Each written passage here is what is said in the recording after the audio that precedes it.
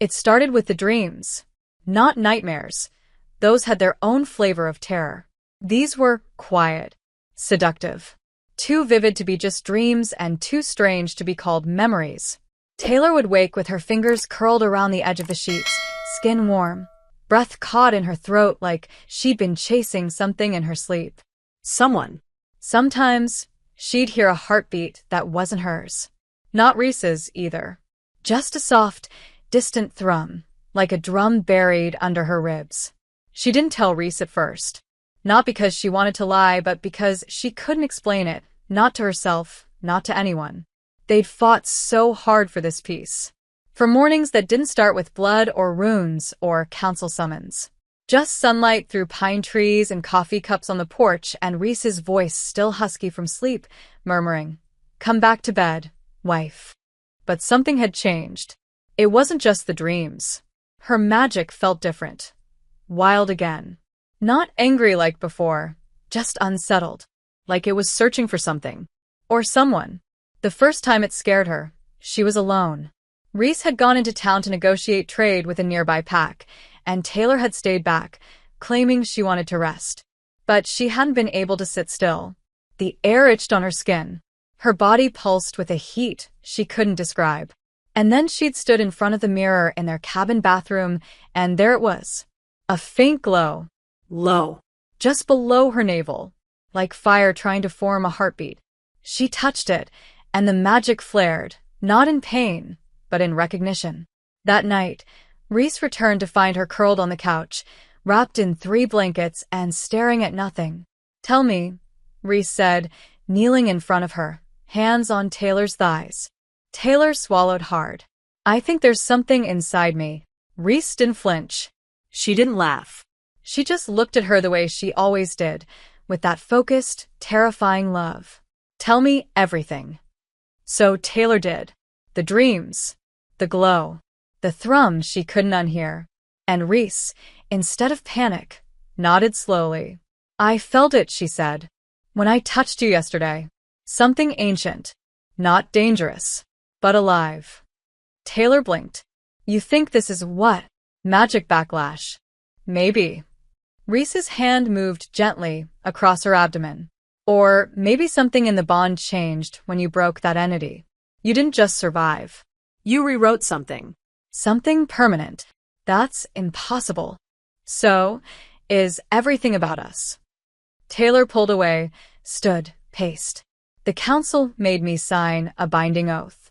No legacy. No continuation of the bloodline. My magic is tied to the land now, not to a future." "But the land doesn't make the rules," Reese said softly. "The bond does. We didn't just marry. We completed something older than their laws. You're more than witch and wolf. Her voice faltered. "You're something we don't have words for yet." That night, Taylor didn't sleep.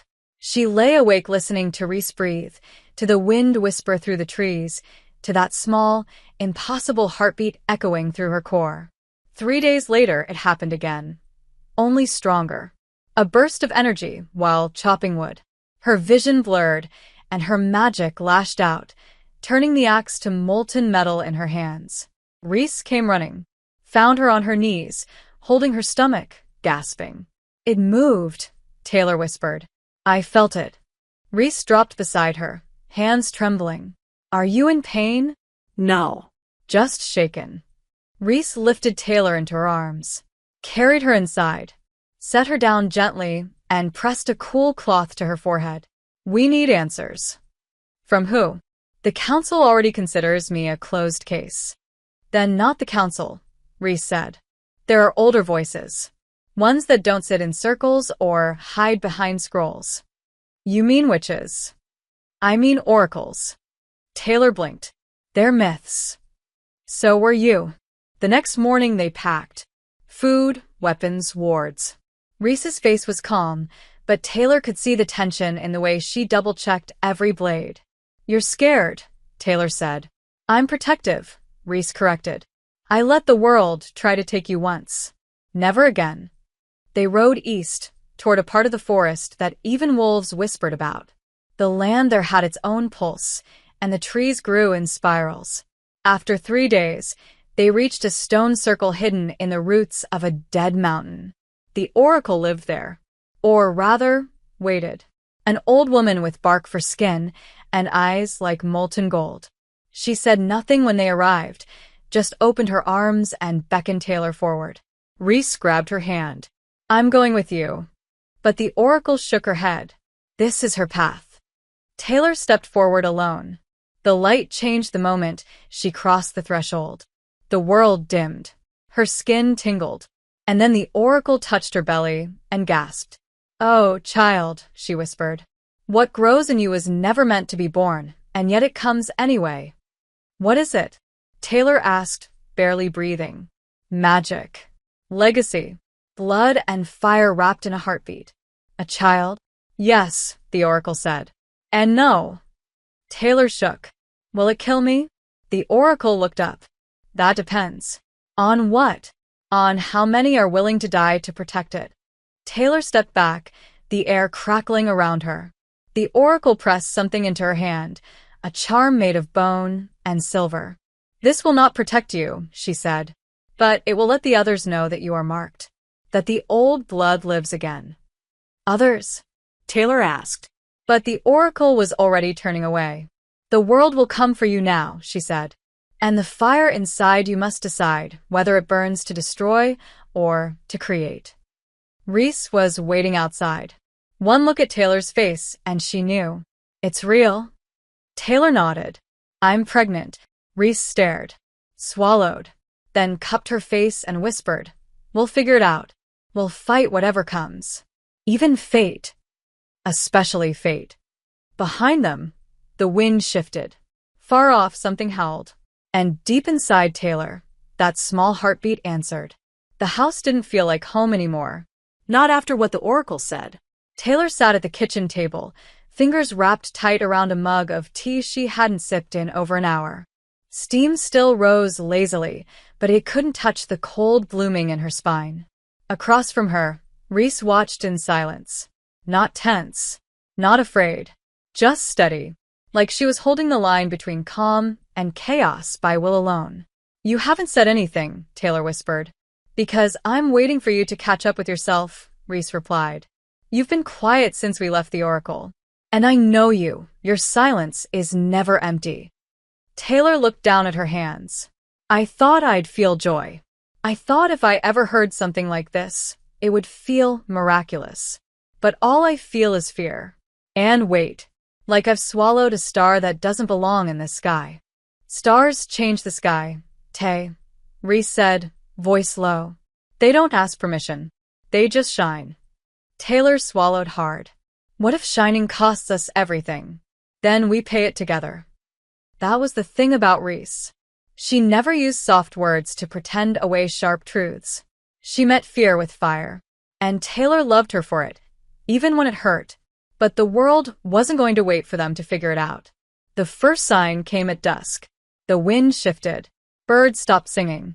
Magic, old and electric, crawled through the pines like a warning. Reese was already up, hand on her blade, before Taylor even registered the knock on the door. A slow, deliberate knock. Not human. Not wolf. Something else. Reese opened it, body angled like a shield, and the scent hit them first. Smoke, rain, and copper. Blood and travel, and something not of this realm. Two figures stood outside. Cloaked. Hooded. One tall and lean, the other smaller but glowing faintly beneath their robes. "We come with warning," said the taller one. Their voice was neither male nor female. It was both. Ancient and strange. "And with no weapons," the other added. Reese didn't move. "Who sent you?" "The child," they answered together. "She called us." Taylor's blood froze. "It's not even fully formed yet." "How?" "Magic doesn't measure time like flesh does," the smaller one said, pulling back their hood to reveal pale lavender skin and eyes like moons. "What grows within you has already echoed into the ley lines. The veil is trembling." "Speak clearly," Reese growled. "What do you want?" "To help you survive what comes," the taller one said. "Because others are coming. Those who fear what this child represents. others who believe the only way to stop the prophecy is to end it before it breathes. Prophecy, Taylor echoed. The two beings shared a glance. Then the taller one reached into their cloak and withdrew a scroll. Old, blackened at the edges, sealed with a symbol neither Reese nor Taylor recognized, but Taylor's magic flared the second it came near. It's tied to me, she said. To the fire in you, the smaller being corrected. This was written long before your birth, by witches who saw through time. It speaks of a union between fire and Fong, of a child born from broken bindings, a child whose power would either tear the veils between worlds or heal them forever. Taylor stared at them. And you just believe I'm that person? We don't need to believe. We felt the spark. You're not just carrying a child. You're carrying convergence. Reese stepped in front of Taylor. And what exactly do you want from us? To warn you, the taller one said. And to tell you that the first hunters are already moving. From the east. From the cold lands where wraithborn ruins still pulse. Taylor's throat tightened. They're still alive. Scattered.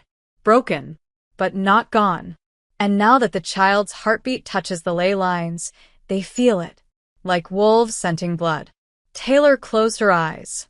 Her hand drifted to her belly. The heartbeat was stronger now.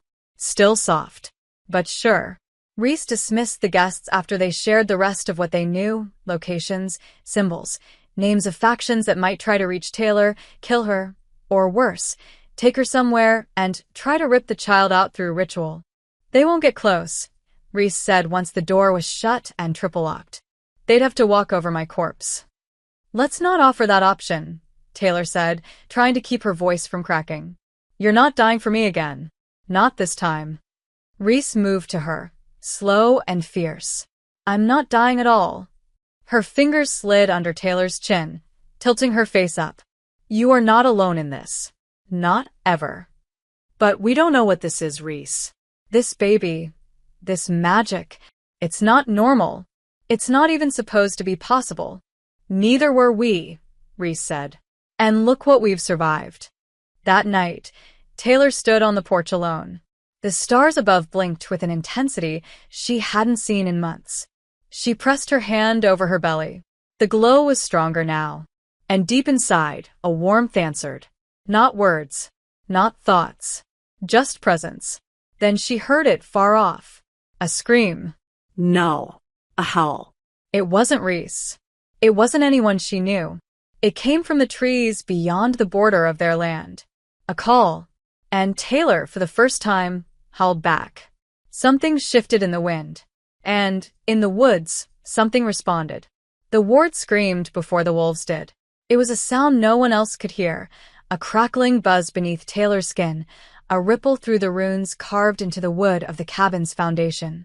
It started as a shimmer in the air, a sudden drop in temperature, and then a sharp flare of heat.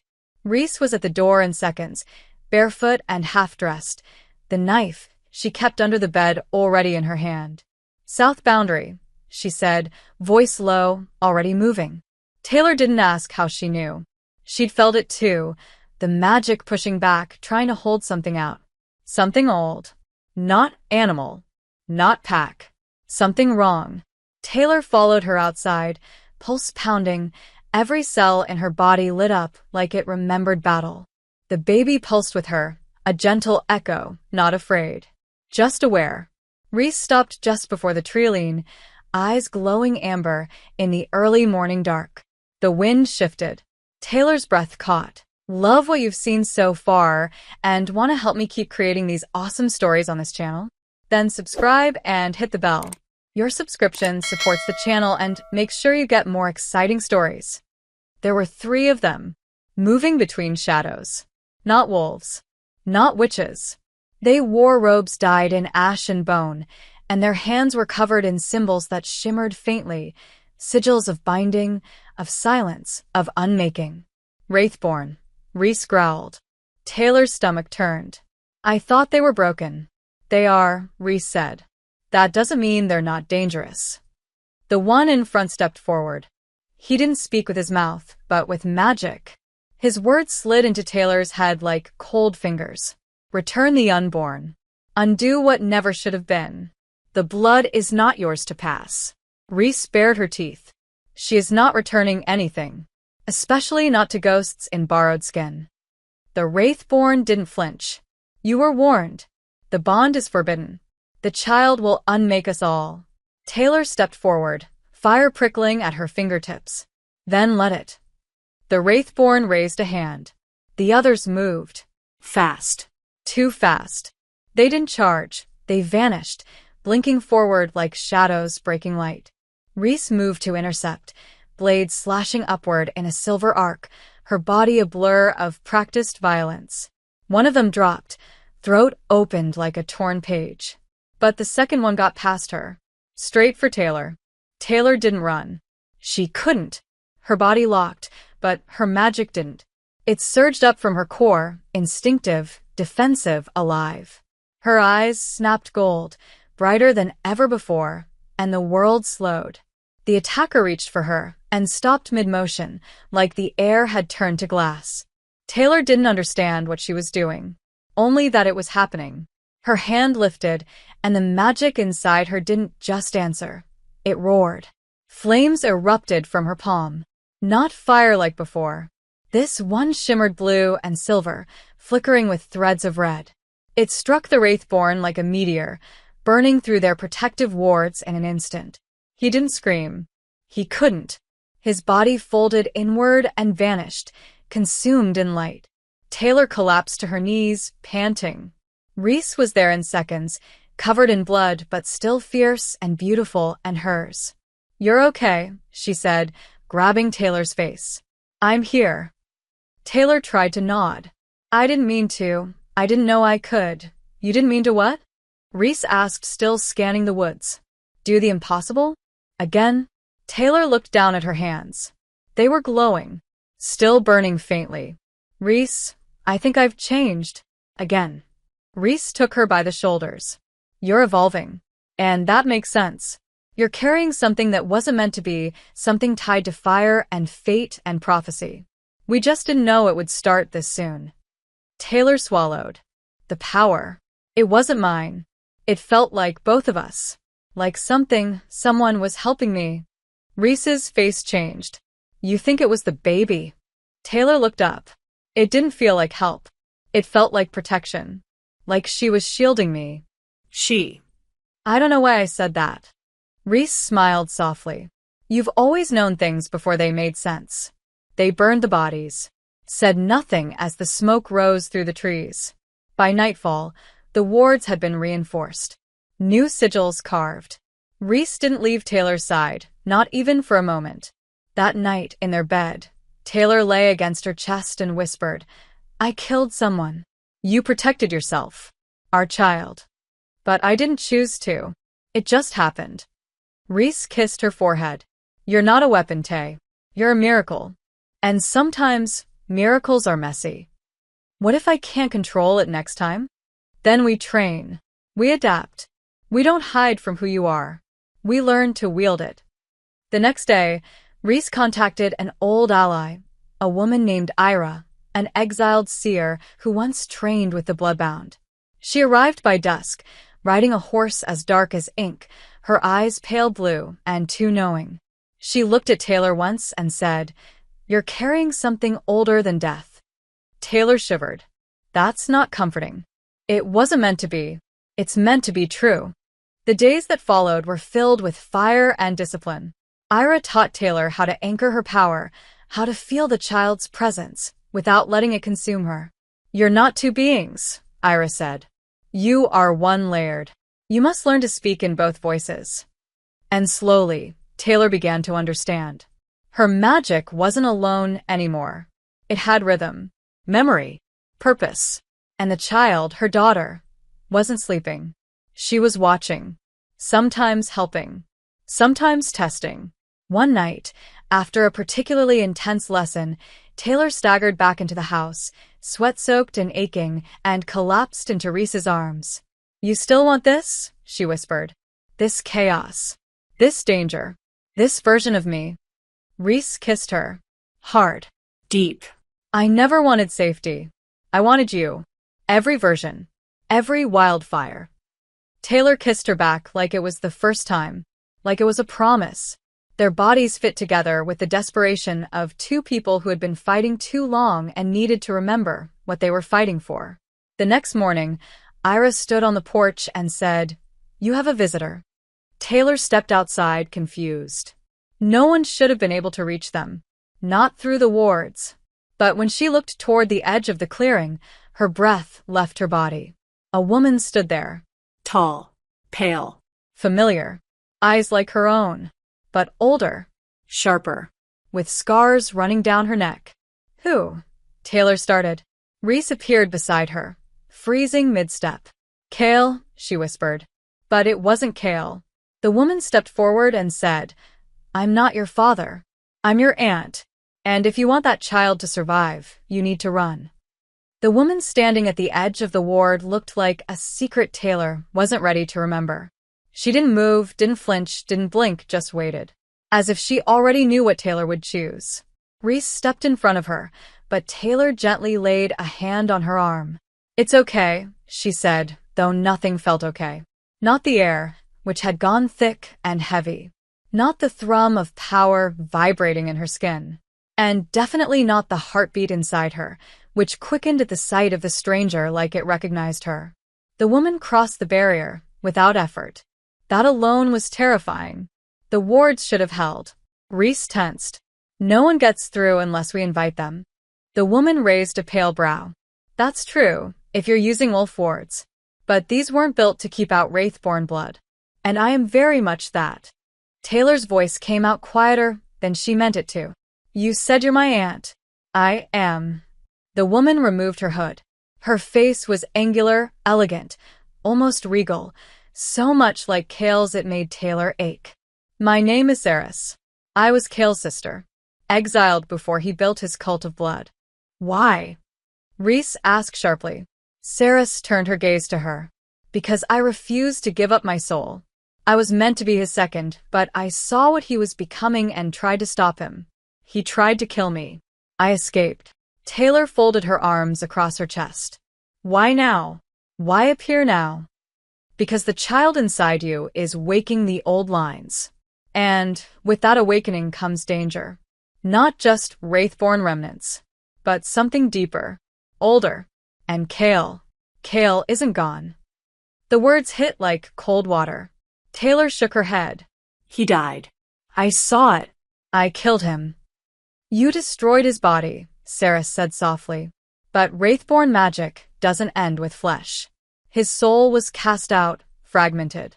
I've felt the whispers. They're trying to rebuild him. Through you. Through the child." Reese growled. "That's not possible." "It is," Saris said, "if they perform the blood rebirth." Silence. And then Taylor said the words she didn't want to speak. "What is that?" Saris's gaze was heavy. "A ritual. Ancient. Forbidden. It requires the blood of the next generation, yours, and the ashes of the last. They believe your child can serve as a vessel. Not to carry life, but to bring back the dead." "No," Reese snarled. "No one touches her. No one touches either of them." "That's why I'm here," Saris said. "To warn you. To help you run." Taylor stepped forward. "I'm done running." Saris looked at her like she wanted to argue. Then she smiled, just barely. "You sound like my brother. Before he lost himself." "Good," Taylor said. "Because I'm going to finish what I started. And if he's trying to come back, he won't find the same girl he tried to manipulate last time." "He's not just trying to come back," Saris said. "He's gathering followers again. There are whispers of a hidden temple in the north. It's where they're keeping the ashes. Once the child is born, they'll come for her. With every blade and spell they have." Taylor laid a hand on her belly. "Then we don't wait for them to come. We go to them first." "You want to attack a wraithborn stronghold?" Reese asked. "While pregnant. You think I'm fragile now?" Taylor asked, heat in her voice. "After everything we've survived?" Reese's face softened, but her eyes stayed hard. "No." "I think you're unstoppable. And that terrifies me." Saris nodded slowly. "If we move fast, we might have a chance." But it won't be easy. The temple is hidden behind illusions, and it's protected by revenants, souls bound to bone and ash. I've faced worse, Taylor said. You haven't, Saris replied. But maybe you could survive it. If you accept what you are. Taylor tilted her head. And what's that? Saris stepped close. You're not just carrying the child of prophecy. You are the prophecy. Your power isn't a side effect of pregnancy. The child and your magic are linked. Symbiotic. She's already feeding from your energy, growing stronger. But you're feeding off hers too. And soon, you'll have to make a choice. How far you're willing to go to protect her. Rhys interrupted. You said you wanted to help. So, help us find this temple. Help us end this. Saris nodded. But first, you'll need allies. Ones the council won't approve of. I don't care about the council, Taylor said. I care about keeping her safe. Then you'll need to speak to the Bone Pact. Rhys swore. You're insane. They owe me, Saris said. And they hate Kale more than anyone alive. Who are they? Taylor asked. Witches, Saris replied. But not like the ones you've met. They deal in death. In bargains. In bone and breath. But if anyone can get us through the temple's wards, it's them. Then let's go, Taylor said. Before Kale finishes what he started. They left that night. Taylor rode behind Rhys, arms around her waist, belly pressing into her spine, and every movement a reminder of what they were risking. But Taylor didn't falter. Not anymore.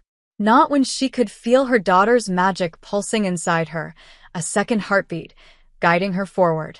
They reached the edge of the marshlands by dawn. The sky was gray. The air smelled of rot and salt. And standing at the border of the old bone-packed territory was a circle of totems made of skulls and feathers, humming with dark magic. Saris stepped forward and slit her palm. Blood hit the ground and vanished into the soil. A moment later, the fog parted. A woman emerged, tall and covered in black lace. Her face was hidden by a veil, but her presence was like gravity. Saris, she said, you bring us trouble. I bring you purpose, Saris replied. The woman tilted her head, eyes glowing faintly behind the veil. Then she looked at Taylor. You reek of prophecy and fire. And something unborn. I need your help, Taylor said. To stop what's coming. To end Kale before he returns. And what will you give us in return? Whatever you ask, Rhys growled. We don't make deals without knowing the cost. The woman smiled. Then you've never understood power. Taylor stepped forward. If I don't make it out of this, raise my daughter in secret. Protect her. Hide her from anyone who comes looking. The woman studied her. Why do you assume you'll die? Because the last time I faced Kale, I had nothing to lose. Now I have everything. The witch nodded slowly. Then we accept your request. We'll open the path. But you walk it alone. Taylor corrected. We walk it. She turned to Rhys. You don't have to come. Don't insult me, Rhys said. I'm your wife. I'm her other mother. We end this together. And Saris, standing beside them with old rage in her eyes, whispered, Then may the gods have mercy on us all.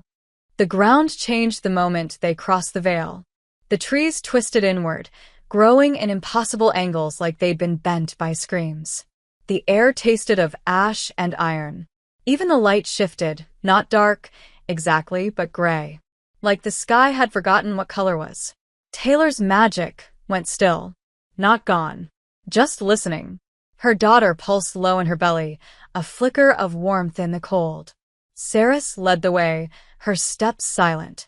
Rhys walked behind Taylor, close enough that their bodies brushed every few seconds. It was a small touch, but it anchored Taylor to something real.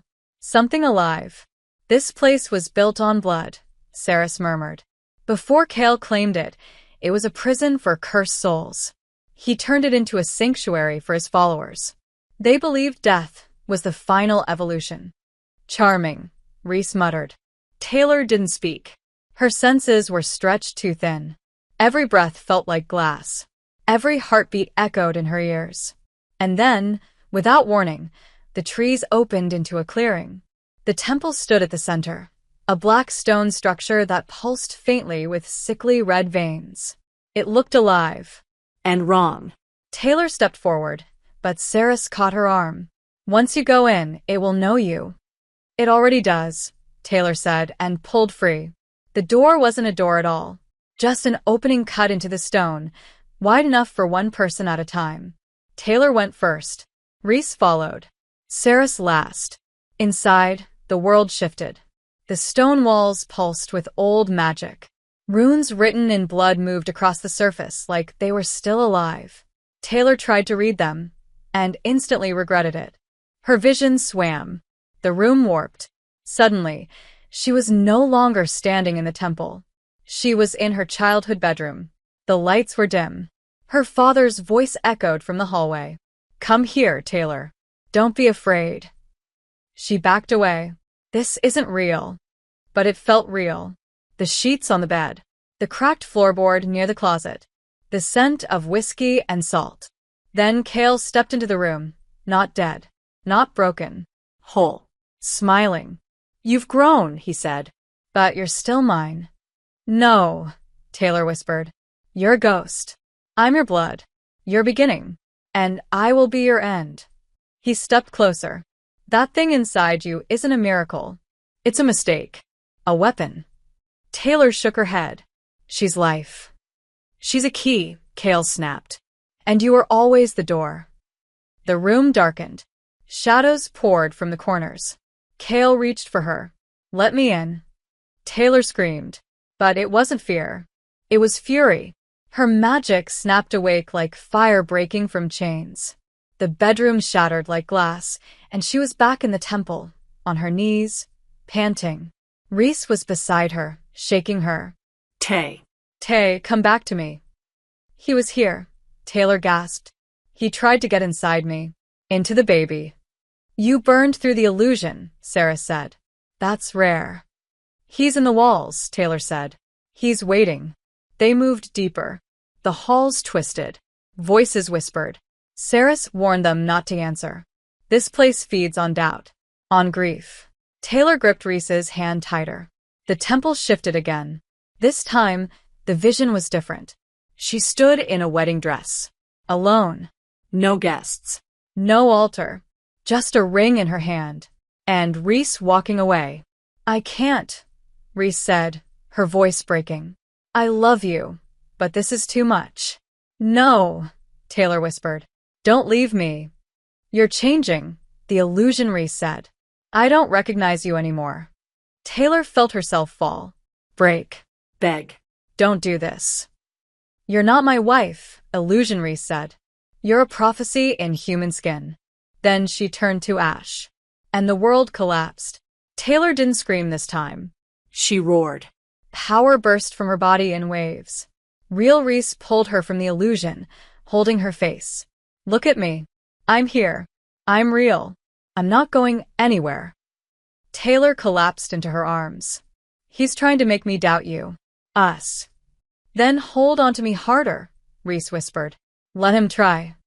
They reached the heart of the temple, a chamber made of bone and obsidian. At its center, an altar of blackened stone. On it, an urn. Silent. Closed. But humming with power. Taylor's skin crawled. "That's him." "What's left of him," Saris corrected. "We burn it," Rhys said. "Now." But Saris hesitated. "If we do it wrong, it might release what's trapped." "Then we do it right," Taylor said. She stepped forward. Her daughter pulsed in her belly, warm and steady. "I need to speak to him."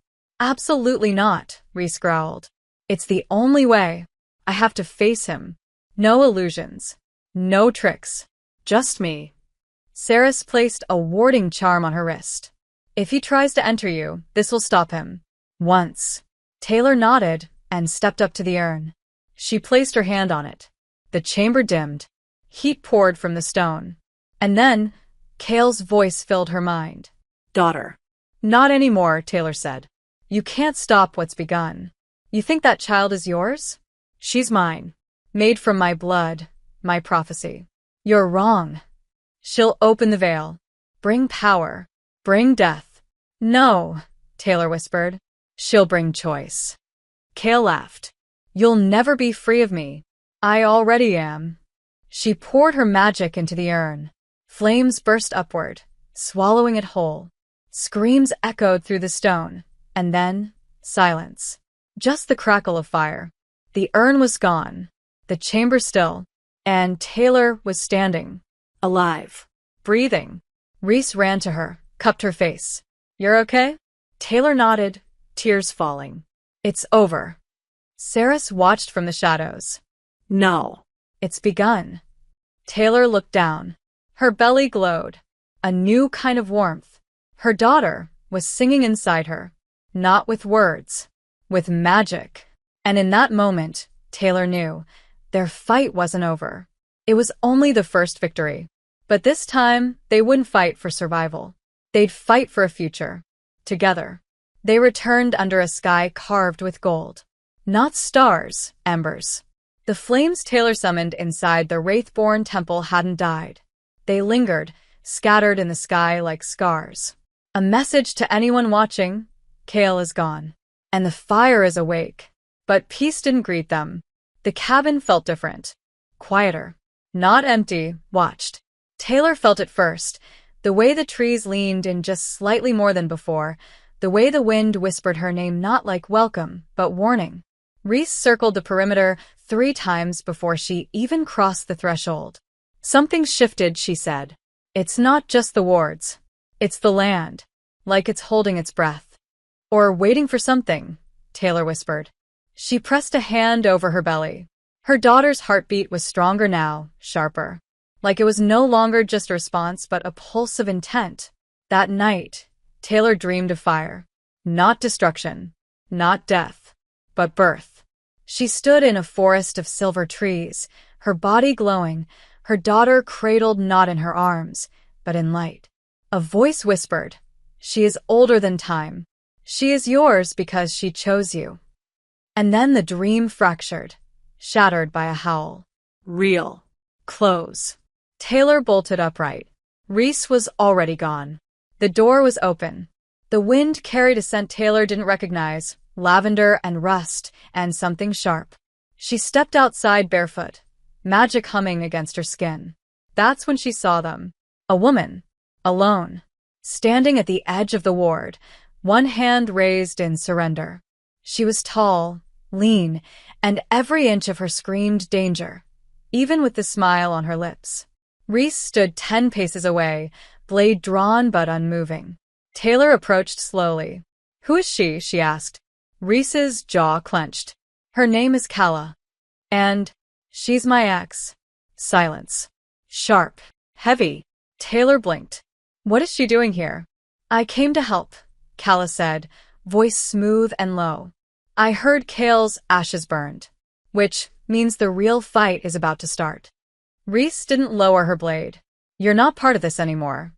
No, Kala said, eyes sliding to Taylor. But she is. And she's carrying something that's already singing through the ley lines. The bone-packed lit signal fires. The oracles are waking up. You think you can protect her alone? We've done fine so far, Reese snapped. Taylor stepped forward. Why now? Kala tilted her head. Because I've seen what comes next. There's a power forming, a convergence. Your child will be the first of her kind, and you won't be the only ones who want her. And you do? Reese asked, voice cold. I don't want her, Kala said. I want to help her live. That's all. Reese lowered her blade an inch. You still lie beautifully. And you still pretend not to miss me. That landed like a slap. Taylor stiffened, but before she could speak, Kala turned to her. You don't know me, but I know what it's like to love someone who burns. I'm not afraid of Reese, Taylor said. You should be, Kala said softly, because one day she'll choose between you and the world. And I've seen how that ends. Taylor didn't blink. She already chose me. Every time. Kala smiled, sad and sharp. Then I hope you never bleed for that choice. Reese stepped between them. Enough. You came here with a message. Give it. Kala nodded. There's movement in the north. Packs aligning under an old symbol. One not seen since before the council rose. They call themselves the Hollow. They believe your daughter will tear the veil. They're not just wolves. They're hybrids, blood magic bound, and they want her heart before her first breath. Why warn us? Taylor asked. Because I still owe Reese a life, Calla said. And because I believe in second chances. Even for children not yet born. Taylor searched her face. Are you staying? Only if you let me. Reese didn't speak. Taylor did.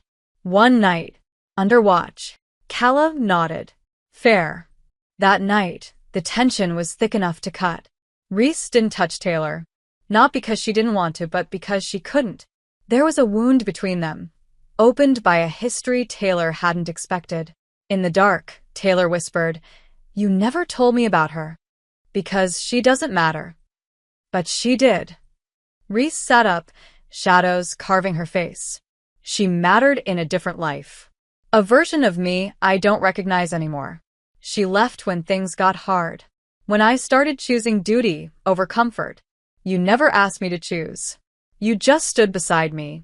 Every time. Taylor touched her arm. I'm not jealous. I want to know all of you. Even the parts that hurt. Then you should know, Reese said softly. I was in love with her. And she broke me. But you rebuilt me. With no promises. No demands. Just truth. You're not part of my past, Taylor. You're the reason I still have a future. Taylor leaned in and kissed her, slow and full of weight. Then come back to bed. Be mine. All over again. And Reese did. That night they didn't make love like a first time. They made love like a vow. A burning, breathless declaration that whatever came next, they were indivisible, unshakable, unstoppable. At dawn, Calla was gone. No note. No trail. Just a single flower left on the porch, lavender and black. A sign. A warning. Taylor stared at it for a long time. She's not done with us, she said. No, Reese agreed. But we're not the same people she left behind. That evening, Taylor's power surged again. Not in battle. In birth. She collapsed in the kitchen, breath stolen, vision gone white. Reese caught her before she hit the floor. Taylor. Her body arched. Her eyes went gold. And her daughter's magic flooded the room, crashing through wards, breaking glass, shaking the ground. And then, just like that, it stopped. Taylor gasped. Sweat poured down her face. And she whispered one word. Her name is Ember. Reese clutched her tighter. What? She told me. Taylor breathed. She has a name now. She's real. Reese held her like a prayer. Then let the world come. Because no one touches Ember and lives. Taylor had always known that love could be magic. But it wasn't until she felt Ember speak inside her that she understood it could also be sacred. It didn't happen with words. It didn't need them. Ember spoke in pulses, emotions, images, flashes of forests bathed in silver moonlight, of fire that didn't burn, of hands reaching out across impossible distances. Reese had been the first person to ever make Taylor feel safe. Ember was the first to make her feel eternal. And now, as the baby grew, Taylor felt herself changing again, not with fear, but with awe. She's not just a child, Taylor whispered one night, curled against Reese under the soft weight of their quilts, breath warm against her throat. She's conscious, watching, learning. I don't know how, but I can feel her understanding the world already. Reese pulled her closer, strong arms wrapping around her waist. She's a miracle. So are you. Do you ever think we weren't supposed to survive this long? Every day, Reese said. And every day, I'm more grateful that we did. Taylor twisted slightly to look into her wife's eyes. You don't miss who you were before me? Before us. Reese's mouth quirked into a tired, beautiful smile. I miss the simplicity, but not the emptiness. You gave me purpose. And now. She laid a hand on Taylor's belly, where Ember's magic flickered warm under her skin. Now we get to protect something that didn't exist before us. We're building a world she'll live in. That's bigger than fate. Bigger than prophecy. That's ours. Taylor's eyes burned. Not from pain, but from love that had nowhere to go but out. She leaned forward and kissed Reese, slowly, reverently. A kiss not of hunger, but of belonging. Their bodies tangled beneath the moonlight that night, not in desperation, but in devotion. Every touch a promise. Every breath shared. Every whispered name like a spell cast between lovers who had chosen each other against all odds. Taylor came apart in Reese's arms, gasping her name like prayer. And when Reese collapsed beside her, still trembling from her own release, Taylor curled into her chest and whispered, "No matter what happens, I'd choose you again, even if the world ends." "If it ends," Reese murmured, brushing sweat-damp hair from Taylor's brow, "we'll light a fire big enough to start a new one." In the days that followed, Ember's presence grew clearer. Taylor began seeing through her daughter's eyes in dreams, visions of endless meadows, of glowing wolves with wings, of stars that whispered secrets. The connection was raw and radiant. Reese watched her with equal parts awe and anxiety. "Your eyes change when she's close," she said one morning, tracing the new golden streaks in Taylor's irises. "Not just the color. The shape shifts. It's like something ancient is blooming inside you." "She's not human," Taylor whispered. "She's not wolf. Not witch. She's something new, and that terrifies them." "Let them be terrified," Reese growled. "They'll never touch her." But the danger was no longer distant. The hollow had crossed into the western woods. Saris had vanished, leaving behind only a rune etched in frost on the window, a sign of silent warning. And the wards around the cabin had begun to hum louder, like they were bracing for impact. Reese called in a favor, one she swore she'd never use. She summoned the Moonbone Pact. Outlaws. Exiles. Wolves with magic in their veins and a reputation for bending nature to their will. "You told me they were unstable," Taylor said as they approached. "They are," Reese replied. "But they're loyal to me. I saved their alpha's mate once. And now she owes me her life." Taylor hesitated. "And this won't cost you yours?" "Not if we're smart." The Moonbone Pact arrived in the night. 10 wolves. Silent. Eyes glowing silver blue. Their alpha was a woman named Isolde, tall and grave, with a jagged scar across her mouth. She said little, only looked at Taylor and said, "You carry fire in a womb of stars.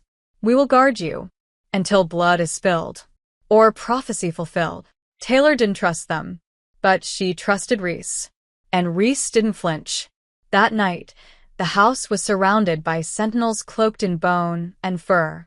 Taylor stood on the porch, watching them move through the trees like spirits. Reese joined her, handing her a mug of tea.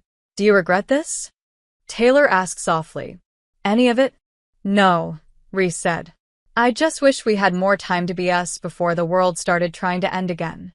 Taylor leaned into her. "We still have time." "Then let me use it." Reese turned her, cupped her face. "I want to take you away, even just for a night. Somewhere no one knows us. Just you and me. No prophecy. No guards. No fire." Taylor closed her eyes. "I want that so badly it hurts." Reese kissed her, gentle, lingering. "Then tomorrow we make it happen." They left before dawn. Just the two of them. No weapons. No magic. Just an old truck Reese had hidden in a cave near the cliffs. They drove in silence until the trees gave way to a lake, so still it looked like glass. Reese had built a cabin there years ago. For a life she thought she'd never live. Now, she opened the door and said, "Welcome home for tonight." And it was. Just for one night. Taylor bathed in the lake, Reese watching from the shore like she was witnessing divinity. They made love on the floor beside the fire, wrapped in old blankets and promises. Taylor cried after, tears she hadn't let fall in weeks. "I'm scared," she whispered. "Not of dying. Of losing you." Reese kissed the tears away. "You won't. We're soulbound. Even if the world turns to ash, I'll find you in the next one." Taylor touched her face. "You're the only reason I'm brave enough to keep going." "And you," Reese said, pressing her forehead to Taylor's, are the reason I still believe in something after death. That night, Taylor dreamed of Ember again. Only this time, the vision wasn't of peace. It was blood. Fire. And a voice, clear, echoing. The Hollow is coming. And they are not alone. She woke with a scream in her throat, and Reese holding her tight. What is it? They're close. So close. And something else, something worse, is with them. Reese didn't blink. Then we don't go back. We make our stand here. Taylor shook her head. We can't fight them. Not here. We need a sanctuary. Where? Taylor's eyes flared gold. We make one. With fire. With bone. With love. Ember stirred inside her, and the world felt ready to burn. It wasn't enough to run. Not anymore. Ember was no longer just a spark waiting to be born. She was awake, aware, growing stronger with each breath Taylor took. And the Hollow were moving like a storm across the map, devouring every sanctuary known to the Council. Every spell-wrapped grove. Every blood-bound bastion. There was nowhere left to hide. So they stopped running. They would build their own. Not a place to disappear. A place to stand.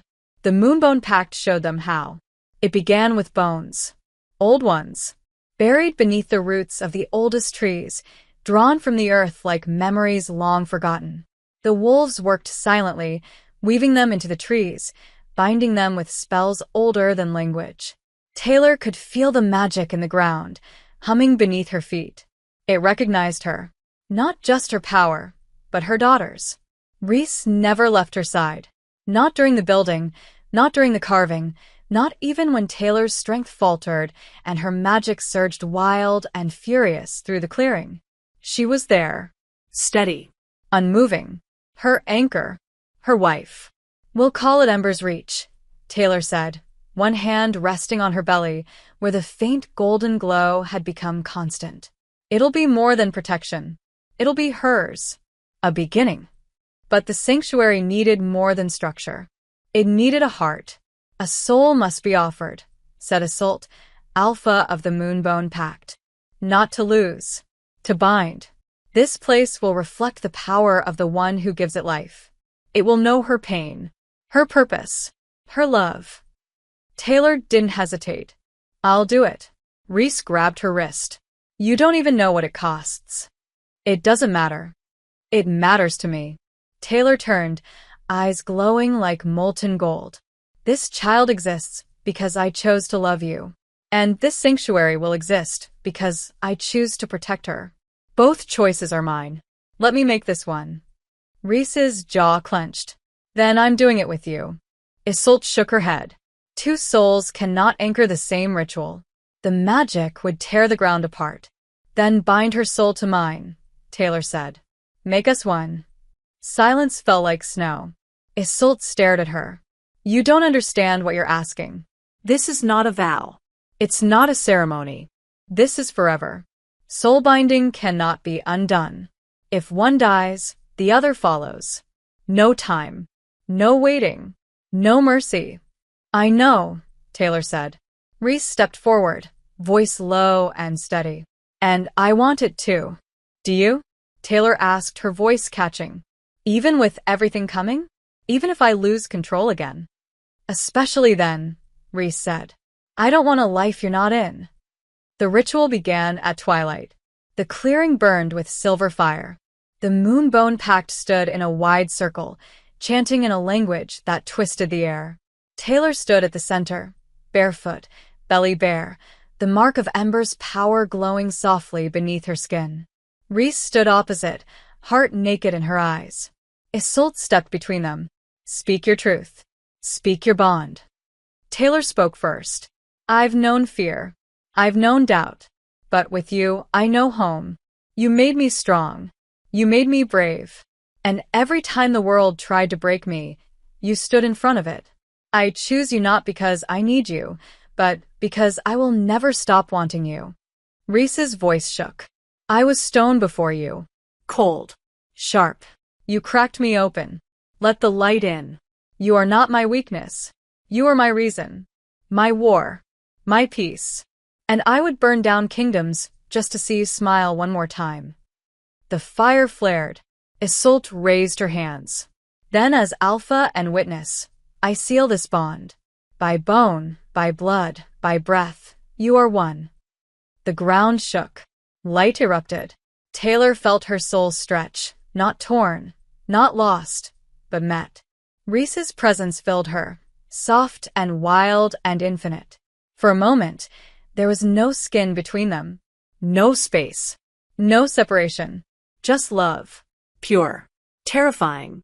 Eternal. When it ended, they collapsed into each other, breathless. And the forest bent to them. Trees shifted inward. The earth softened. Magic rushed into the clearing, flooding it with light.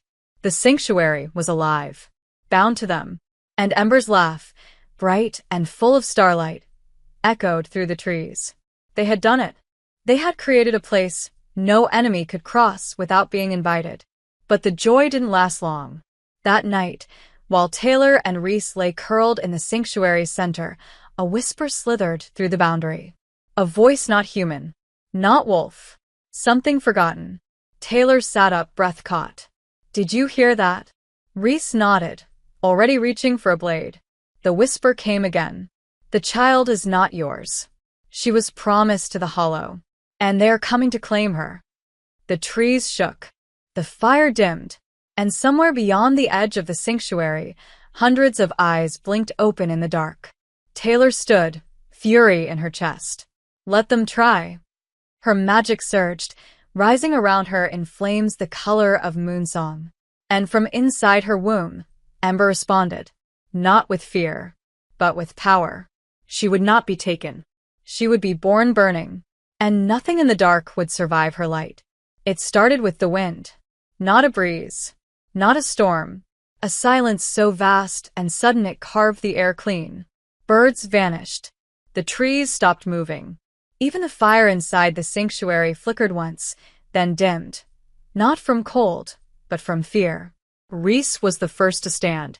Her blade was already in hand, her body a wall of muscle and instinct between Taylor and the dark. Taylor's magic snapped awake in response, flaring like a pulse across her skin. Inside her belly, Ember stirred. Not with panic, with readiness. She was aware now. Alive in ways no unborn child should be.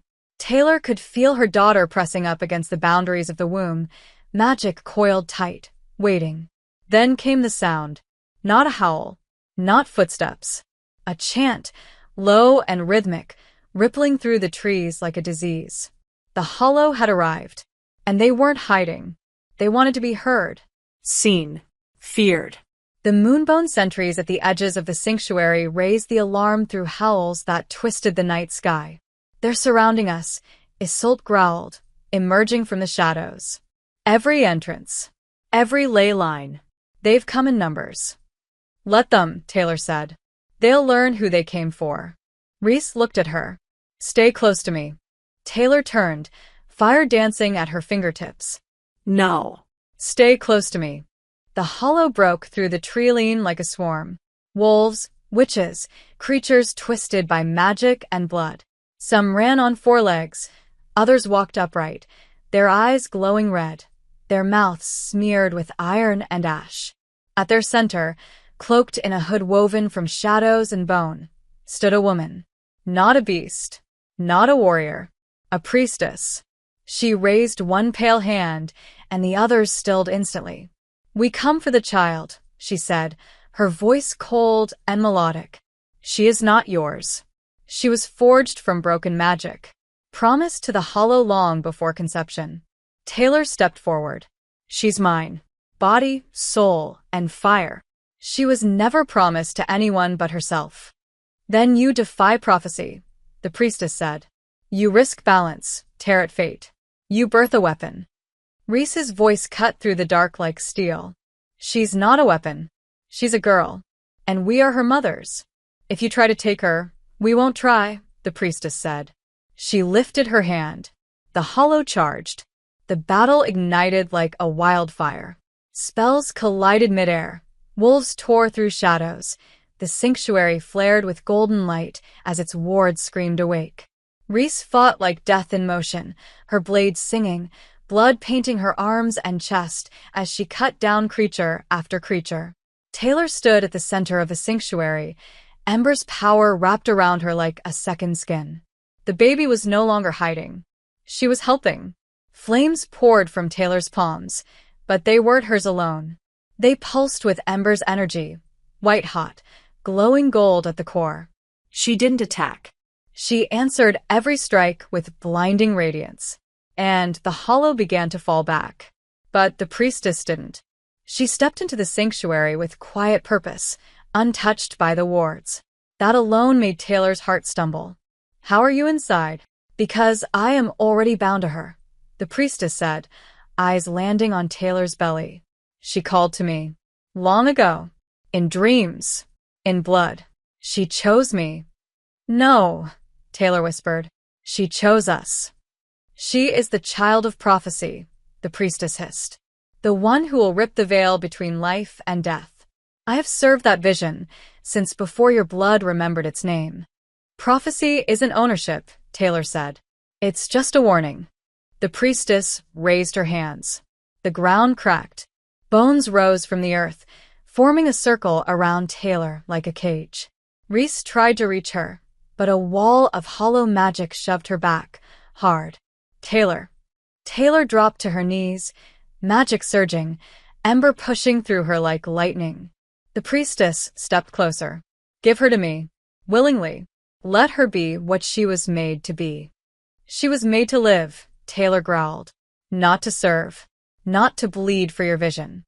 "Then you will watch her burn inside you," the priestess snarled. "And know you failed her." Taylor touched the ground. Her power flared, not from rage. From love. The love she felt the moment she realized she wasn't alone in her body. The love that bloomed every time Reese whispered that they were a family. The love that had nothing to do with fate, and everything to do with choice. "Ember," she whispered, "I'm not strong enough alone. But if you're ready, we can do this together." And Ember answered. The magic exploded. The bones cracked and turned to ash. The priestess screamed, shielding her face, but the light seared through her shadow cloak. Taylor rose, glowing from within. Her daughter's magic wrapped around her like wings. Together, they stepped forward. "You don't own her," Taylor said. "She belongs to no one. Not even me. But we fight as one." The hollow began to retreat. The priestess stumbled, half-blind, snarling curses in dead tongues. "This isn't over," she hissed. "It never is," Reese said, stepping beside Taylor, blood and fire on her skin. "But neither are we." The priestess vanished in a plume of black smoke. And just like that, it was quiet again. Bodies littered the forest. The ward pulsed steady. Ember's glow softened. Taylor collapsed into Reese's arms. "She's okay." "So are you," Reese whispered. "So are we." Isolde and her wolves tended to the wounded. But no one spoke for a long time. Then Taylor whispered. "She showed me something." In that moment, a vision, a place beyond time, a circle of stone, and a voice. "What did it say?" Reese asked. "She will not break the veil. She is the veil. And what she births will be the end of prophecy itself." Reese froze. "What does that mean?" Taylor closed her eyes. "I don't know. But the Hollow think they've lost. And I think they've only just begun to understand what she truly is." "What is she, Tay?" Taylor placed Reese's hand on her belly. "She's hope, made flesh." Reese pulled her close. "Then hope just set the forest on fire. And I've never been so proud." They stood there together, wrapped in blood, magic, and the quiet heartbeat of something stronger than any spell. Love. And beneath Taylor's skin, Ember smiled. Taylor's body was no longer only hers. It hadn't been for months, but now it felt different. Deeper, heavier, sacred. Every breath she took echoed in her daughter's heart. Every emotion she felt stirred Ember's magic like wind across flame. And the world felt it too. The days following the battle were not silent. The earth shifted. Wards across the territory flickered, and ancient stones began to hum. In far-off mountains, priestesses who hadn't spoken in centuries opened their mouths to chant. Wolves in the east howled under full moons with voices they didn't recognize. And deep in the heart of Taylor's sanctuary, she woke one night knowing Ember was ready. But not here. Not in the sanctuary. Not even in the protection of the Moonbone Pact. No. Ember needed to be born in the place from Taylor's vision. The Circle of Stone. The place older than prophecy. The Circle of the Forgotten Moon. Saris returned the moment Taylor said the name. She stepped out of the shadows as if summoned. That place is a death sentence, she said. Or a rebirth. Depending on who walks through it. Then I'll walk, Taylor said. We'll walk, Rhys corrected, standing beside her. Saris exhaled slowly, eyeing both of them. You realize that place is beyond time. It bends truth. Memory. Pain. It will ask everything of you, and give nothing unless you're willing to bleed for it. We already have, Taylor said, and we'll do it again. The journey to the Forgotten Moon took 2 days. 2 days of magic thick in the air, of Ember pulsing stronger with every step, of Rhys never once letting go of Taylor's hand. The closer they got, the more the world changed. Trees grew in impossible shapes. The moon hovered high even during daylight. And time slowed, stretched, folded. Taylor blinked once and saw the first night she kissed Rhys. Blinked again and saw Ember in her arms, older, glowing, laughing. It's the veil, Saris whispered. You're already crossing it. The circle revealed itself at twilight.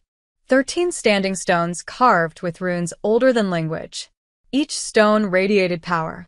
And in the center, a pool of still silver water. Taylor stepped inside the circle barefoot, Rhys beside her, their hands intertwined, their hearts already beating in rhythm. The moment her foot touched the pool's surface, a contraction struck like a thunderclap. Taylor gasped, folding forward. Embers surged. The birth had begun. Saris created a warding ring, holding back the twisted forest. Isolde and 2 moonbone sentries circled the perimeter. But this wasn't a battle they could fight. This was between a mother, her wife, and the child that defied destiny. Taylor collapsed to her knees in the water, breath short, magic flickering around her like lightning.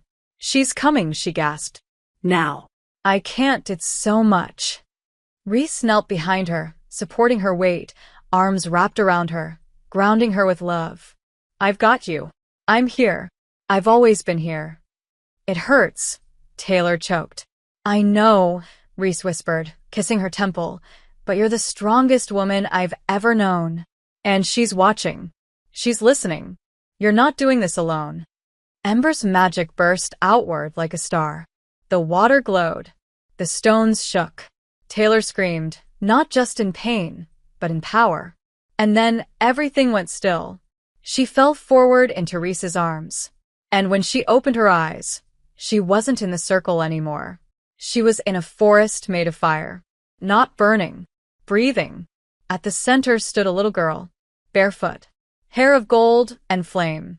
Eyes like Rhys's, fierce, soft, immortal. Ember, Taylor whispered. You're here. The girl smiled. I wanted to meet you before the world did. But you're still inside me. Yes. But not for long. I'm almost ready. But I need you to know something. What? You made me from love. You made me free. And that means I won't always be safe. But I will always be yours. Taylor's eyes filled. I'm scared. Me too, Ember whispered. But we don't have to be. She reached out, and when Taylor took her hand, the fire around them surged, soft, not searing, a cocoon of warmth. And then Taylor was back. In her body. In the circle. In Rhys's arms. The sky had turned completely black, but the stones glowed white. Taylor screamed once, twice, then her body gave way. And Ember was born into fire and moonlight. Her cry wasn't loud. It was vibrant, musical, like a bell being struck inside the world's soul. Rhys caught her, hands steady, eyes full of tears. She's God's, she's perfect. Taylor reached for her, and Ember curled instantly into her chest, magic rippling between them like breath. And for a long moment, the world held still. Time. Prophecy. War. All of it faded. There was only this, a daughter, a mother, a wife, a bond no god could sever. Saris approached slowly. The hollow will feel this birth. The veil trembled, and something ancient woke up. Let them come, Taylor said softly, eyes never leaving Ember's face. We're not hiding anymore. Rhys pressed a kiss to Taylor's shoulder, then to Ember's forehead. We're a pack. A family. They can try, but they'll never break this. Isolde approached, bowing her head. The pact will follow your fire. You are not just parents. You are flamebearers now. Keepers of the future. Taylor looked up. Her body ached. Her soul burned. But she felt whole. We're not done. This isn't the end. No, Rhys said. It's the beginning. The sky split above them. A crack of light across the stars. And somewhere far beyond the mountains, something ancient held back. The forest hadn't moved in days. Not a branch. Not a leaf. The trees surrounding the circle of the forgotten moon had gone completely still, as though the world itself had paused, watching, waiting. Taylor knew why. Ember had been born into a crack in time. She was only a few days old, but she pulsed with an energy that didn't belong to any realm Rhys or Taylor had ever known. And the magic around them was listening. Ember didn't cry. She glowed. Every time Taylor touched her, her tiny body radiated warmth that tingled against the skin, like sunlight held just under the flesh. Rhys held her with reverence, almost too carefully, as if one wrong move would cause the earth to unravel. Taylor noticed at first the distance, subtle, quiet, but there. Rhys's smiles were softer, more strained. Her silences longer. At night, while Taylor and Ember slept curled in the center of the sanctuary, Rhys stood at the edges, staring into the trees, sword across her back. You think she's not really ours, Taylor said on the third night, the words soft but piercing. Rhys didn't turn. I know she is. She has your strength, and my stubbornness. But she swallowed. She's more than us. And I don't know what that means yet. We weren't supposed to survive Vegas, Taylor said, walking up behind her, pressing her forehead to Rhys's shoulder. But we did. We weren't supposed to fall in love. But we did.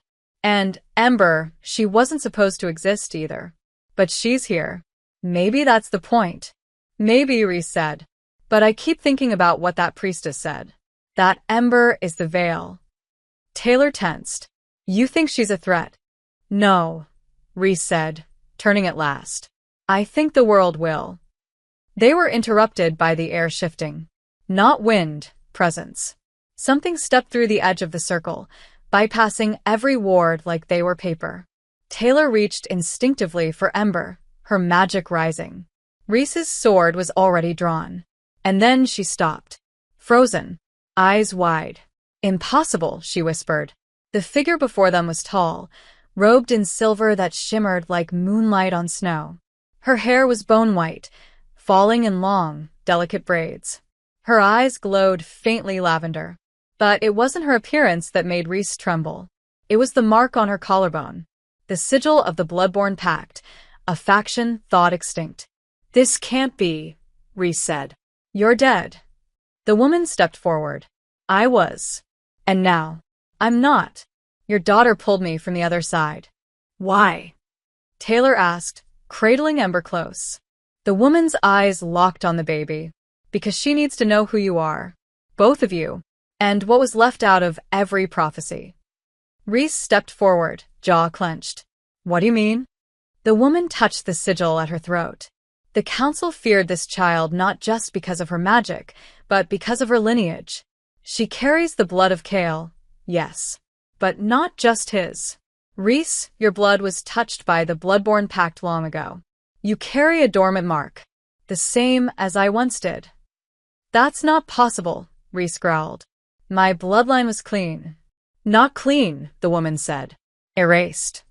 Taylor's breath hitched. What does that mean for Ember? It means, the woman said slowly, that she is the first true hybrid of Bloodborne and Wraithborn. The magic in her is ancient. Wild. Forbidden. And it means she is the fulfillment of a prophecy that no one dared write down. Say it, Taylor demanded. The woman looked directly into her. The child born of love between life and death shall break the cycle of fate and write a new law upon the stars. Silence. Heavy. Sharp. Taylor's chest tightened. Why us? Why her? Because no one else would have loved through it, the woman said gently. No one else would have chosen each other when everything around you demanded surrender. Ember stirred in Taylor's arms. Her eyes opened for the first time. Not fully, but just enough. And what glowed in them was not just light. It was language. She looked at Reese and Taylor like she knew them, as if she'd known them forever. She's listening, Reese whispered. She understands us. She always has, the woman said. She chose you before she was born. Because your love was the only vessel strong enough to hold what she is. Taylor stepped closer to Reese, their daughter between them. What happens now? The woman's gaze hardened. Now you must run, not out of fear, but to find the others like her.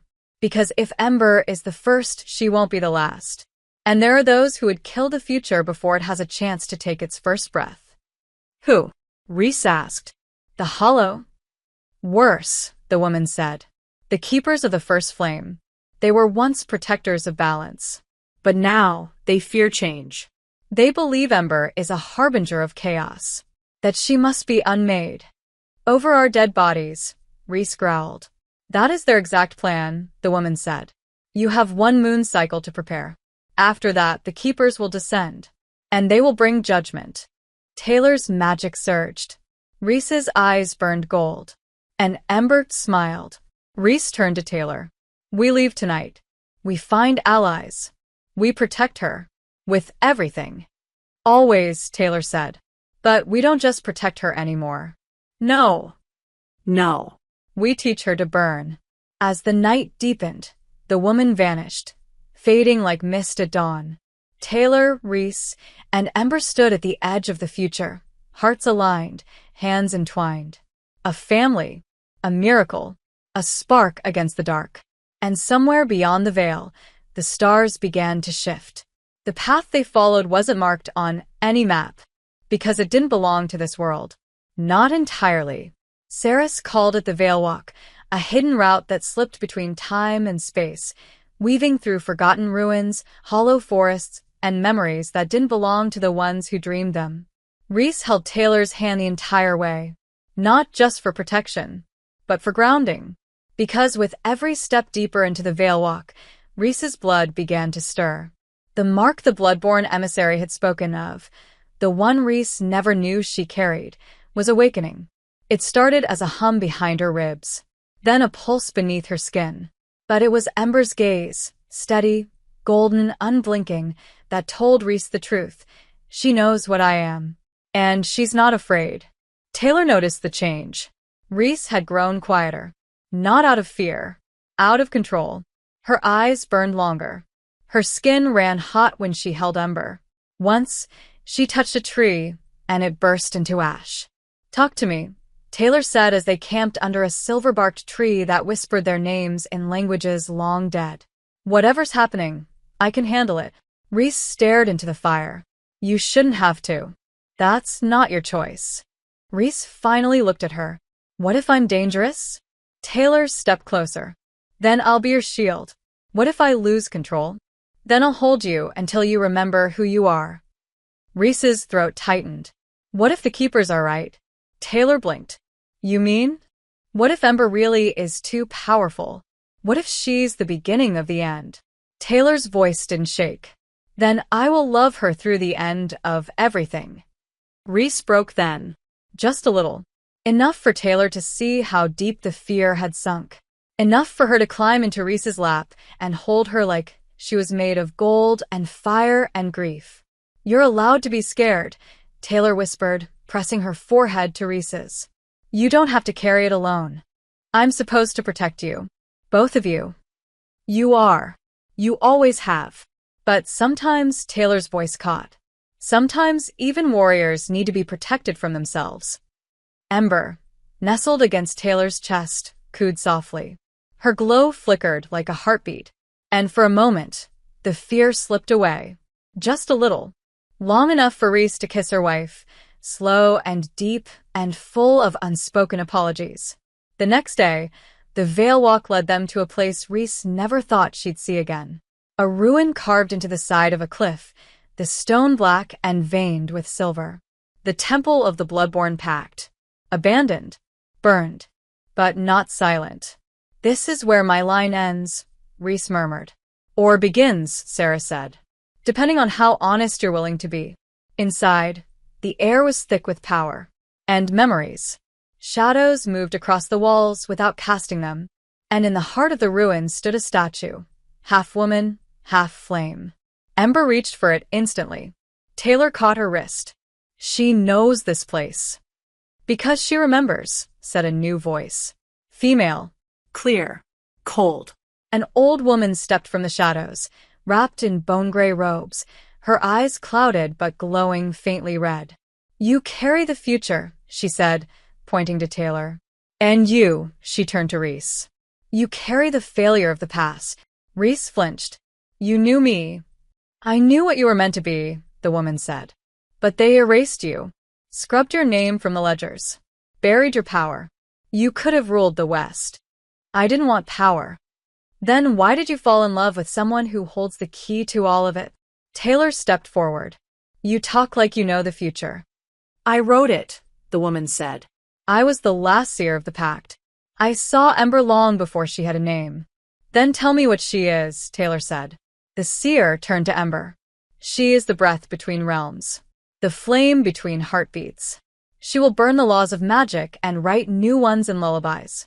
She is not meant to be a weapon." "Then why does everyone keep trying to make her one?" Taylor snapped. "Because she threatens the foundation of the old world," the seer said. "But she also threatens you." Rhys tensed. "What does that mean?" "She carries your blood, yes. But it is not dormant in her. It's awake. She'll awaken the blood in you too. You'll feel it. Hunger. Power. Rage. You'll want to burn for her." "I'd burn the world for her," Rhys said. "That is not a metaphor," the seer said. "The more you bond with her, the more that ancient fire inside you will flare. And one day, you'll have to choose. Her or your soul." Taylor's breath caught. "You're saying Rhys will hurt Ember?" "No," the seer whispered. "I'm saying she might die to save her." Silence fell like a stone. Ember reached for Rhys, touched her cheek, and something clicked. The fire in Rhys's blood surged, but not with fury, with clarity, with love. And in that moment, she knew, I will never be afraid of what I am again. Not if it means keeping her safe. That night, Rhys told Taylor everything. The memories coming back, the training she never finished, the rituals they erased from her mind.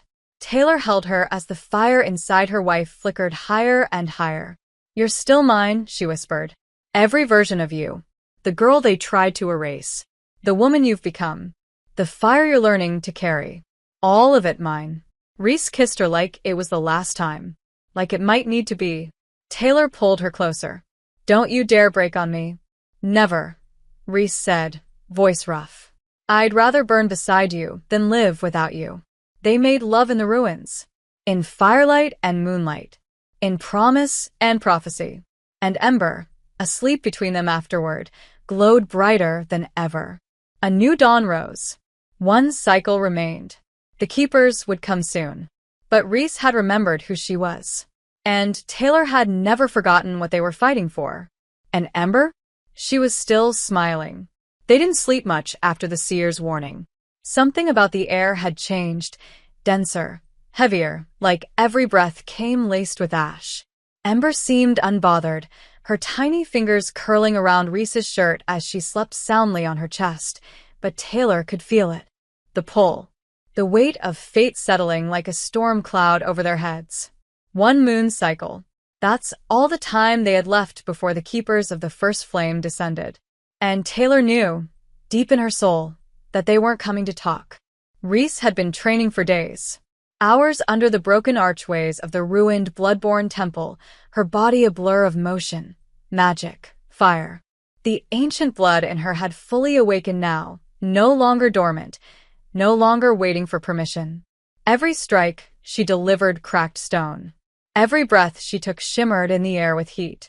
But it wasn't rage that drove her. It was love. Love for Taylor. Love for Ember. Love for a life they weren't ready to let go. Taylor watched her from the edge of the temple, Ember tucked into the sling across her chest, golden eyes wide and fascinated. She's learning just by watching, Saris said quietly. She's copying Reese's energy. You feel it, don't you? Yes, Taylor said, brushing her thumb across Ember's cheek. It's beautiful. And terrifying. That's what love is, Saris murmured. The most powerful kind, anyway. That night, Taylor found the seer again. Alone. Waiting in the circle of bones behind the temple. I need to know everything, she said. The seer's eyes were dimmer than before. Her time was running short. There is a spell. I wasn't going to tell you. Tell me anyway. It's old magic. Forbidden by most. It can seal Ember, cloak her essence, hide her from all who seek her, even the keepers. It would render her invisible to every trace of prophecy and bloodline. That sounds like exactly what we need. It comes at a price. Taylor's chest tightened. What price? The spell demands balance. Life for life. It doesn't kill, it unbinds. The caster gives up their soul's bond forever. Taylor's voice went quiet. You mean my bond with Reese? Yes, the seer said. You would live, but you would forget. You'd wake beside her one morning and not remember the weight of her hand on your skin, the sound of her voice when she says your name. You'd lose everything. And she would remember all of it. Taylor stumbled back, hand to her mouth, heart splintering. I can't do that. I can't undo us. Then you'll need another way, the seer said softly. Or you'll risk losing Ember instead. Taylor didn't sleep that night. She sat beside Reese under the stars, Ember curled between them, watching the flames flicker in silence. Reese took her hand. You're far away tonight, she murmured. Just thinking. Dangerous habit. Taylor gave a broken smile. If there was a way to protect Ember, to guarantee her safety, but it cost us, would you take it? Reese's body went still. Is that a real question? Taylor nodded. Then no, she said without hesitation. Because she was born from us. She's our fire. If we put it out, what are we saving her into? But if they take her, then we burn the world down before they try. Taylor turned toward her, eyes filling with tears. I don't want to lose you. You won't. Promise me, Taylor whispered. Reese touched her face. I will love you beyond memory, beyond magic. If you forget me, I will remind you every day. If you stop knowing who you are, I'll become your mirror. If we die, don't, Taylor begged. Then live, Reese said, voice fierce. Live with me. Fight with me. Don't choose silence over us. They kissed like the end of the world, like it was their last night. And in some ways, it almost was. The next morning, Ember woke screaming. The kind of scream that shook trees, that shattered stones, that turned the temple's remaining pillars to dust. Taylor ran to her, magic already flaring, but Ember's glow had changed. It wasn't soft. It wasn't gold. It was white-hot, like lightning, like truth. And her voice, not her cry, her voice, echoed inside Taylor's mind. They're coming. Reese didn't wait. She armed herself in seconds. The keepers? No, Sarah said, emerging from the trees. Scouts. Testing the edge of the Veil Walk. Taylor cradled Ember. She saw them. She felt them. Then the spell might not be enough, Saris warned. Even cloaked, she's too powerful to truly hide. If she flares like this again, they'll track it. We have to move, Reese said. We can't stay here. We need to take her to the Hallow Cradle. That place doesn't exist anymore, Sarah said. Then we make it exist again. Taylor didn't speak. Couldn't. Not yet. She stared at Ember, at Reese, at the seer's words echoing in her head. One spell, one sacrifice. She wanted to scream. to beg the world to offer her a way out that didn't cost her soul. But she knew, when the time came, if Ember's life depended on it, she would break the bond. She would forget everything, and hope that somehow, Rhys would make her fall in love again. As the sun rose, Rhys pressed a kiss to her temple. Whatever's coming, we face it together. Taylor smiled through her tears. I'll always find my way back to you. Even if she didn't remember how. The Hallow Cradle was only a myth. A whisper passed down in forgotten lullabies, in blood-soaked texts buried beneath the council's halls. It wasn't a place. It was a promise. A space outside of time, once used to birth the world's first flame-bearers, children of magic too ancient to be measured. Taylor didn't know how they would find it. She only knew they had to try. But Rhys was already bleeding. The first ambush came just before nightfall. They never saw them coming. The keepers moved like ghosts, silent and exact. The forest warped under their presence. Trees rotted in seconds. Magic itself recoiled. The scouts weren't there to negotiate. They came to take Ember. And they almost did. Rhys fought like fury made flesh. Her blade sang, her blood boiled, her fire rose higher than the trees. But there were too many. One of the keepers, tall, silver-eyed, with a brand shaped like a sun burned into her throat, reached Taylor's back. Taylor had Ember in her arms. She didn't have time to turn. Rhys did. She stepped between them, took the hit meant for Taylor. A blade of magic sunk deep into her side. Taylor screamed. Rhys dropped. The forest exploded. Taylor's magic surged like a storm without sky. She unleashed everything, her grief, her rage, her terror. The keepers were thrown back, burned to ash in seconds. It wasn't power. It was love. Wild, holy, uncontainable. The fire didn't touch Rhys. It circled her body, a protective storm. But Taylor knew. It wasn't enough. She dropped to her knees, Ember cradled against her chest, her free hand pressed to Rhys's wound.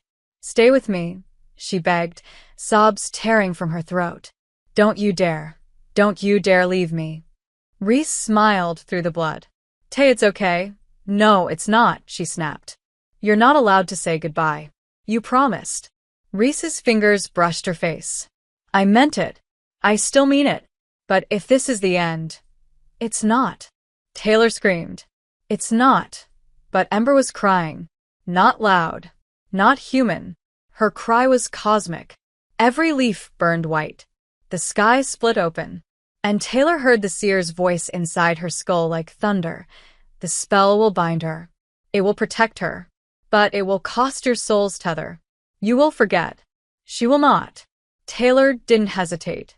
She laid Ember gently beside Rhys's body, whispering, wait for her. Then she stood, barefoot, blood-streaked, on fire. The world blurred. Time folded. She walked into the spell's heart with a single word on her lips. Rhys. The ritual carved itself into the dirt. Runes of gold and ash appeared at her feet. Her bond, the one she'd made with Rhys under the moon, through the soul binding, shimmered out of her chest like thread. The magic recognized her grief, her love, her choice. I'm sorry, Taylor whispered. Please let her live. The magic answered, with pain, with light. It ripped through her like wildfire through silk. She felt her memories burning. Their first kiss, Rhys's laugh, the sound of her name when whispered against skin. Her wedding, her vow, their daughter. It all blurred. It all slipped. And when the spell ended, when the final word etched itself in fire across the sky, Taylor collapsed. Not unconscious. Empty. Ember stopped crying. Rhys took a breath. The wound had closed. Magic stitched her back together. Her eyes opened, just in time to see Taylor fall. She ran to her, held her. Tay. Taylor blinked up at her, and didn't know her. Are you okay? Taylor asked. Rhys froze. You don't know me? I'm sorry, Taylor whispered, confused. Do I know you? Ember cooed. Rhys turned, heartbreaking, soul burning. She saved us. She saved me, Sarah said behind her, emerging from the edge of the ward, eyes wet. But the cost was everything. Reese held Taylor's face in her hands, tears slipping silently down her cheeks. "You loved me," she whispered. "You chose me. Over everything." Taylor didn't flinch, didn't smile, just nodded, politely, like a stranger trying to be kind. "I'm sure I had a good reason." Ember crawled into Taylor's lap. Taylor let her, gently, curious. And something flickered in her eyes. Not recognition, but warmth. Reese saw it, held onto it like a lifeline. "We'll start again," she said. "You don't know me, but I know you. I'll tell you our story, one chapter at a time, until you remember, or fall for me all over again." Taylor tilted her head. "That sounds nice." Reese smiled through her devastation. "It was. It will be again." She leaned forward, pressing a soft kiss to Taylor's forehead. Taylor didn't resist. But she didn't react. Ember glowed quietly in Taylor's arms. The keepers would return. The war wasn't over. But in this moment, in the aftermath of love's greatest sacrifice, Taylor was alive. Ember was safe. And Reese was still fighting. Not for the world. Not for prophecy. For them. Taylor didn't remember the first time she fell in love with Reese Sinclair. But the world did. The veil still trembled from the spell she had cast, the act of unbinding her soul from its mate. The ancient forest, now scarred by fire and grief, whispered her name in the winds. Ember's magic had quieted since that night, pulsing low and soft, like it too was morning. Reese stayed close. Always. But never too close. She didn't force memories. She didn't beg for recognition. Instead, she showed Taylor, day after day, the life they had built.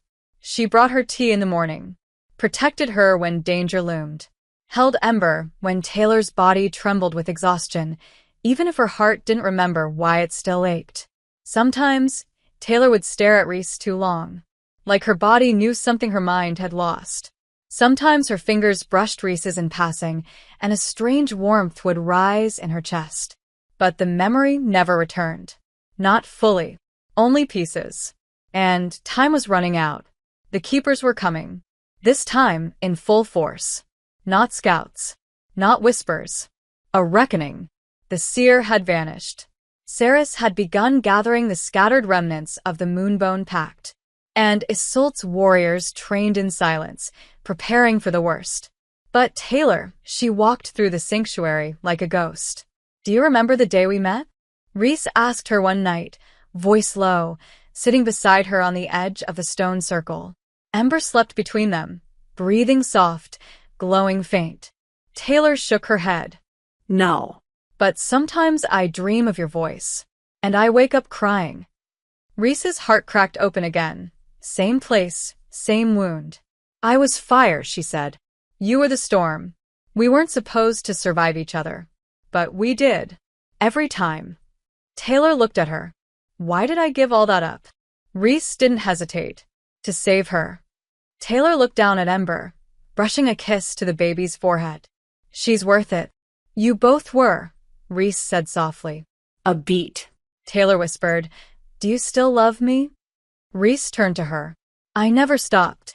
Then came the scream. It wasn't Ember's this time. It was the sky. The stars themselves seemed to shatter. The keepers had arrived. Wreathed in gold flame, mounted on beasts of smoke and light, they poured through the trees like judgment given form. 12, 100. Too many. Reese moved first, sword drawn. "Get her out of here," she snapped to Saris. "Take Ember. Keep her hidden." "I'm not leaving you," Taylor shouted. "You don't know me," Reese shouted back, eyes fierce. "You don't remember what we survived. You don't know what I've already given up to keep you breathing. I don't need to remember to know I'm not walking away from you." Ember began to glow, brighter than she ever had before. Too bright. The keepers hesitated. Their leader, tall, faceless, crowned in silver fire, raised a hand. "She's awakening," he said. "The child of flame and broken fate." "We warned you," another said. "This cannot be allowed." Reese stood in front of Ember and Taylor. Alone. Then come through me. But Taylor sped forward beside her. No. Through us. Reese froze. The way Taylor had said it. Soft. Familiar. I still don't remember your name, Taylor whispered. But my soul does. And she turned, pressed her lips to Reese's. And the world ignited. Flame burst from the circle, not red, not gold, white. Pure. Holy. Born of sacrifice and resurrection. Taylor remembered everything.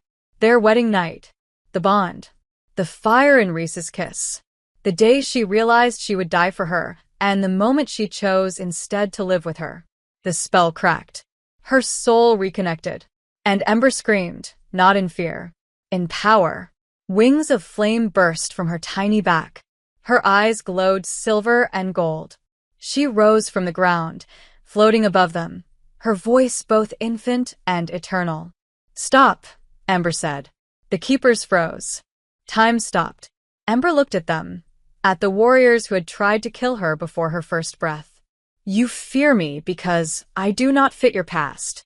I was not born to uphold your law. I was born to make a new one.